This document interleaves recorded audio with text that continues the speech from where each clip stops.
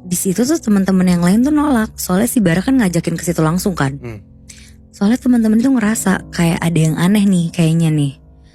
Akhirnya yang lain sama Bara mutusin buat balik ke tenda dan nyoba untuk ngelanjutin tidur mereka. Mereka tuh makin takut keluar karena dari dalam tenda mereka aja Muibi kedengeran suara gamelan dan keramaian tuh makin keras banget. Wow. Dan singkat cerita akhirnya keadaan tuh kayak mulai sepi lagi tuh. Suara-suara orang, gamelan tuh udah gak ada lagi. Jadi udah hening banget. Adit sama teman-temannya akhirnya tuh ngeberaniin diri lah keluar tenda. Dan ternyata jejak-jejak kaki yang mereka lihat semalam pun juga udah gak ada. Sama tumpukan-tumpukan sampahnya juga udah bersih banget lah. Hilang tiba-tiba tuh. Hilang tiba-tiba Moy. Akhirnya mereka semua makan lah tuh. Dan abis makan mereka semua beresin tenda. Terus ngelanjutin perjalanan ke pos 2. Dan alhamdulillahnya setelah 1,5 jam akhirnya mereka sampai juga tuh di pos 2. Di sana Adit sama teman-temannya tuh nemuin pondok tempat orang nyari belerang di Gunung Welirang namanya. Dan di kanan bawah pondokan tuh ada aliran air di situ. Adit sama teman-temannya tuh langsung lah ngisi air tuh buat bekal naik ke puncak Arjuna nanti.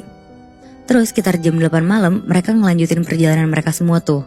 Terus semua barang bawaan mereka ditinggalin lah di pondok itu. Pokoknya yang mereka bawa tuh cuma air sama makanan ringan doang. Nah sejam perjalanan berlalu mereka tuh kaget. Karena mereka tuh ngeliat kayak ada banyak titik api. Dan ternyata tempat mereka jalan ini tuh kayak bekas kebakar gitu. Oh. Terus banyak juga pohon tumbang dan ada bara-bara api juga tuh di pepohonan yang kayak masih nyala gitu, apinya kecil-kecil gitu. Berarti kayak abis kebakaran gitu tempatnya? Iya benar Moy. Oh. Nah terus si Adit nih ngeliat kayak ada tali warna-warni yang kayak keikat gitu di rumput-rumput gitu, tapi nggak kebakar. Si Adit tuh ngiranya di situ pasti ini tanda buat pendaki biar pada nggak kesasar gitu loh. Akhirnya si Adit tuh jalan lurus aja tuh ngikutin tali itu. Terus dia belok kanan agak turunan gitu jalannya. Terus dia nemuin kayak rerumputan tapi luas banget gitu. Kalau gak salah sih namanya ini tuh Lembah Kidang. Terus dia lanjutin perjalanannya 2,5 jam kemudian. Akhirnya si Adit tuh nemuin jalan tanjakan. Tapi medannya tuh kayak bebatuan terjal gitu loh Moibi. Dan disinilah puncak dari Gunung Arjuna itu udah kelihatan. Oke. Terus mereka tuh kayak bisa ngeliat lah pemandangan gunung kembar gitu-gitu. Kayak udah nyampe nih di puncak. Ya. Akhirnya semuanya tuh kayak istirahat dulu, minum, makan snack. Terus gak kerasa si persediaan airnya tuh udah menipis. Akhirnya sekitar sejam mereka di puncak, mereka tuh kayak bingung gitu. Kok cuma mereka yang ada di puncak Gunung Arjuna? Padahal pas di bawah tadi si Adit tuh ngeliat di buku daftar pendaki kalau ada 13 orang yang ikutan naik juga. Jadi kayak bingung sisanya kemana nih. Iya. Akhirnya sekitar jam 3 sore Adit sama teman-temannya turun lah ke bawah. Mereka mulai ngerasa capek tuh. Teman-teman yang lainnya juga udah pada mulai berhenti dan kayak duduk di batu-batuan gitu karena udah kecapean banget. Akhirnya mereka mutusin buat nyoba jalan pelan-pelan aja. Tapi di situ Adit tuh kayak ngerasa aneh gitu. Mereka kan berenam ya total. Tapi Adit tuh kayak ngelihat ada satu orang lagi di belakangnya mereka. Wah. Jadi bertujuh. Tapi pas si Adit negesin matanya lagi, ternyata dia tuh kayak cuma salah lihat doang. Tetap berenam. Oke. Nah lanjut kayak hari udah mulai gelap. Mereka cepet-cepet tuh ambil barang-barang mereka di pondokan tadi. Terus langsung lah jalan menuju pos 1. Di pos 1 mereka ketemu sama perempuan kira-kira umurnya tuh 20 tahunan. Sendirian. Perempuan itu kayak pakai celana olahraga sama jaket gitu. Terus pas Adit nyamperin perempuan ini dan nanya dia siapa, dia bilang kalau dia tuh anak pemilik kedai pos 1 yang lagi nunggu ibunya yang masih jalan di bawah. Tapi Adit sama teman-temannya tuh gak ngerasa curiga apa-apa. Terus langsung lah lanjut ngisi air lagi di pos 1. Setelah semua botol keisi penuh, mereka lanjut lagi tuh perjalanan. Buat turun kan? Buat turun. Tapi Muibi sebelum jalan turun, Bara tuh nanya ke perempuan ini. Kayak mau ditemenin gak sampai ibunya dateng. Tapi dijawab nih sama si perempuannya. Iya gak apa-apa kalau mau nemenin. Terus akhirnya ditemenin lah sama mereka semua.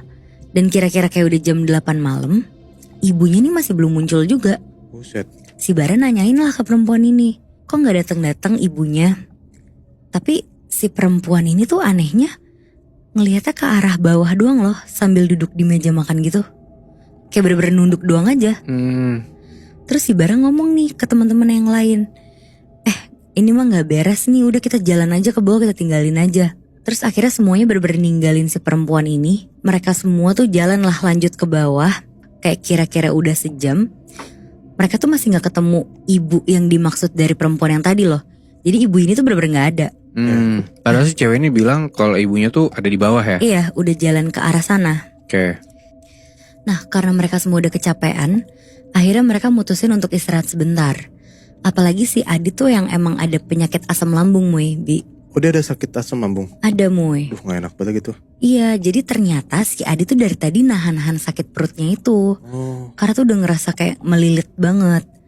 Akhirnya si Adit sama teman-teman yang lain makan sisa cemilan yang masih ada tuh. Karena dia tuh takut kalau asam lambungnya naik jadi nyusahin teman-teman yang lain kan. Bener. Pas lagi istirahat itu, tiba-tiba Adit dan teman-temannya tuh ngedenger suara gending kayak pengiring sinden Jawa gitu. Tapi dengarnya tuh kayak dari kejauhan gitu. Padahal ini tuh jauh dari pemukiman warga. Akhirnya karena takut mereka bergegas tuh buat langsung turun. Dan kali ini langkah kaki mereka tuh dipercepat lagi. Akhirnya 1,5 jam kemudian mereka sampai juga nih di bawah, di base camp pendaftaran. Oke. Terus akhirnya si Bara langsung nih Moibi nyeritain kejadian di pos 1 tadi ke penjaga campnya. Dan mereka tuh kaget banget karena katanya si penjaganya ini gak ada seorang perempuan dan seorang ibu yang mendaki. Dan anehnya lagi, kedai di pos 1 itu tuh udah lama gak dibuka. Gak tahu kemana pemiliknya. Oh shit. Nah si Bara juga nyeritain tuh kejadian beli jaket dan ngelihat orang banyak kayak pasar gitu. Terus si penjaga campnya ini tuh juga bilang, untung mereka tuh buru-buru ke tenda semuanya dan tetap di dalam tenda. Kalau kelamaan di sana, katanya nggak tahu lagi deh bakal jadinya kayak gimana. Wah anjir.